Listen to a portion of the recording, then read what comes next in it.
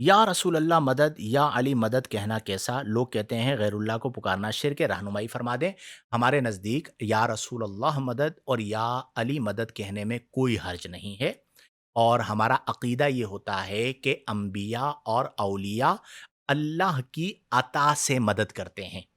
غالباً ایک حدیث مجھے یاد آ رہا ہے آ رہی ہے کہ اگر کوئی بندہ بھٹک جائے تو وہ جنگلات کے اندر یا بیابان کے اندر بھٹک گیا تو وہ صدا لگائے اعینونی یا عباد اللہ، اے اللہ کے بندوں میری مدد کرو، تو رجال الغیب ان کی مدد کرتے ہیں۔ کس کی عطا سے مدد کرتے ہیں؟ اللہ کی عطا سے مدد کرتے ہیں۔ تو اہل سنت کے نزدیک یہ شرک نہیں ہے۔ مکتبہ دیوبند اور اہل حدیث، یہ دو مکاتب ہیں جو اسے شرک قرار دیتے ہیں اور مسلمانوں کو مشرک قرار دیتے ہیں، اور ان کے نزدیک تو مطلب یا رسول اللہ کہنا بھی شرک ہے، صلاۃ و سلام پڑھنا بھی شرک ہے، صلاۃ و سلام علیک یا رسول اللہ پڑھنا بھی شرک ہے۔ اس کی پوری ایک فہرست ہے، اگر وہ بنا لی جائے تو پھر کوئی مسلمان ہی نہیں بچتا۔ تو ہمارے نزدیک اس میں کوئی مذائقہ نہیں ہے، جو اسے شرک کہتا ہے وہ غلط کہتا ہے۔